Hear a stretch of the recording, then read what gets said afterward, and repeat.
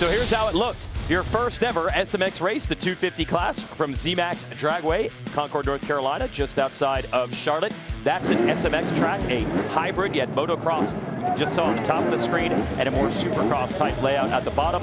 That is Hunter Lawrence in the center of the screen, the favorite coming in, winning both Supercross and Motocross titles this year. He does not get a good start in the first moto, though, and he's in the back.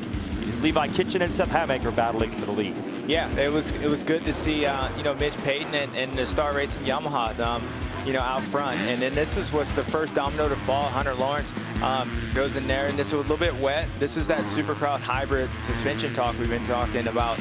This is one of the motocross sections. And then we're also watching Seth Hamaker in the same spot. A lap later, Ricky goes down, and it was a struggle. Yeah, and those guys going for it. They're going for it earlier, and R.J. Hampshire taking a tough crash on that hip double.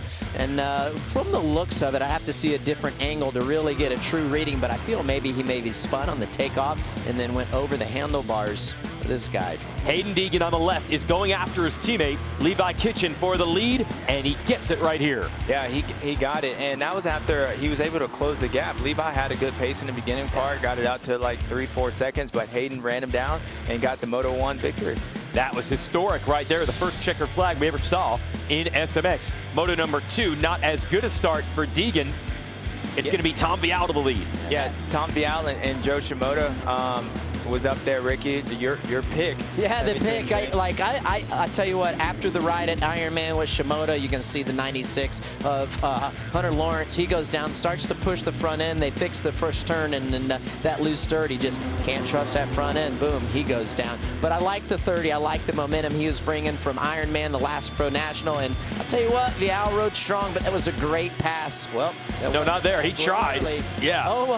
Almost pass. He will make the pass eventually there in that corner. It's going to be right here. He's able to carry more speed around here. Didn't have to get on the brakes as much and carry that momentum around for the pass for the lead. Yeah, try once, then try again. You succeed. Perfected it. Yeah, right? yeah. You were confused because that's where he did make the pass. But once he did that, Joe was like he was in Ironman, and it looks good. And I think it just busts his 250 championship wide open. Absolutely. He goes 4th in Moto 1, wins Moto 2, but because Deegan had troubles in this one, it opened the door for the overall win for Jo Shimoda. And that's actually 2 race wins in a row. As you said, James, he won the Ironman National. There's Deegan and Vial also on the podium, and they're all battling for this championship as well. So first, we show you the results from this one. Vial 2nd, Deegan 3rd. Ryder DiFrancesco, that is a new career high as a professional. 3rd in the second moto, 4th overall. Jordan Smith, the North Carolina native, is 5th. Hamaker Kitchen. Lawrence, a disappointing 8th after early crashes in both races. Justin Cooper definitely wasn't here to get 9th, but that's the way it turned out. Pierce Brown 10th, and the race winner, 50 grand. 50 grand. He's doing all right. All right, Joe. Hey, Joe, yep. I'm going to call you. I'm going to call you.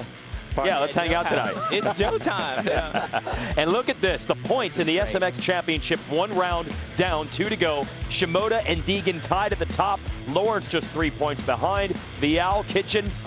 They're all in it. Jordan Smith, 12 points down in it. It's going to be so much fun going to Chicago next weekend with the double points and this point swings that are potentially at hand. These guys, you do not want to have a bad weekend the next 2 weekends. Yeah, and I like if you look on the right-hand side, 2 wins for both Hayden and Joe, but 14 for Hunter. This just signifies the playoff format. All year, now we're in the playoffs, and now we got those 2 guys ahead of Hunter Lawrence. So, yeah, once you're in, you have a chance to win. So that is it. Those are your points, results, and highlights from your first race here in Charlotte.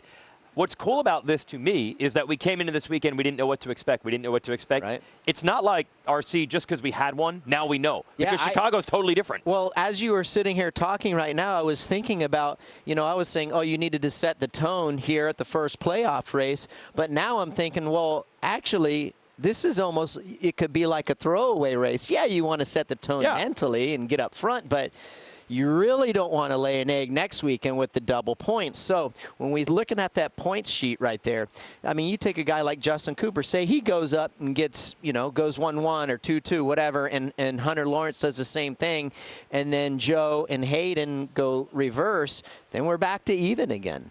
Yeah, no, I agree. I think the tone needed to be set in that 450 class only because the stop, what was happening. I mean, and they're more consistent here, too. Yeah. And I think if we would have came in and we were talking about Jet won again, you know, nothing would change. Right. But the fact is, Chase Sexton, and I think Jet feels pretty confident after that second moto. The tone was set, and Chicago.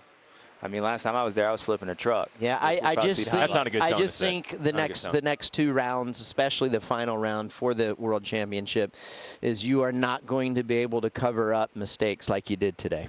Yep. Yeah, that'll be a home race, though, There's for Sexton, so he'll carry that momentum in there, but a totally different type of track, so we don't know what to expect. All right, today we haven't seen you since High Point, and I think everybody was kind of wondering what kind of shape you'd be in, what kind of form you'd be on. You know, we haven't had any information on you in a while, but that second moto, pace was there. Like, you were catching the leaders, and that was really impressive, so it had to feel good.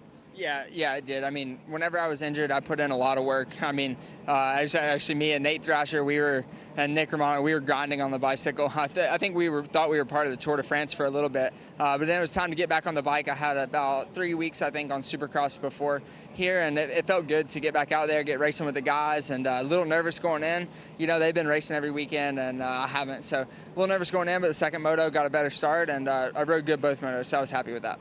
Great job. We'll see you in Chicago, and I believe Will Christian has Cameron McAdoo. Yeah, look who's here to join us right now, guys. Cam, thanks ever so much. A great day for the whole team here. You were there to support, you know, Joe and to support Ryder, and of course yourself. You're coming back from injury. So let's just start with you, where you're at. How's the shoulder, and are you back on the bike? How's riding going? I would actually like to start with the team. It was really cool to see the team win today. I was excited to be able to come out here to Charlotte to hang out, support the team. It's been a while since I've been at the races, and it's really cool to see, you know, our bike win and the team win. So congrats to the whole team, especially Joe. He did great today. But for myself personally, I got injured during Supercross this year, and so I missed all of the outdoor season. I'm just getting back on the bike and have been just getting back to riding. So obviously looking forward to racing Supercross next year. I won't be racing any of the SMX rounds, but it was nice just to be back around my people, and it's really encouraging to see our bikes up front. I was just going to go there with that. So to see the progress that the team has made, it seems to have been leaps and bounds kind of recently here. So you know, it's not easy being at home watching from the couch for yourself for injuries, but motivation-wise, what does that do for you to see everyone moving forward like this? It's extremely encouraging. Like, the guys work so hard at the shop. I'll go visit them during the week, and man, they work really hard. So it's good to see that pay off for them, and it's encouraging. You know, this is the bike that I'm going to race here in a few months in Supercross. So it was good to watch. It was good to just be here and see the format, see how it works, and I just love being at the races. Obviously, I want to be racing, but if I can't be racing, I'd rather be here than at the couch at home. So, yeah, I'm just excited for the team today. It was really cool to see them win again, and obviously Joe won the last race at Outdoors of Ironman, and I was home for that one. But it's fun. It's fun to be around the pits. The guys are stoked. Everyone's, you know, it's cool to see the mechanics. They all work together so hard. So the rest of the team is just as stoked. Well, we're happy to see you back, Cam. Thanks ever so much for your time. We're excited to see you back at Supercross. Thank you. Yep. Thanks. I look forward to it. Bye.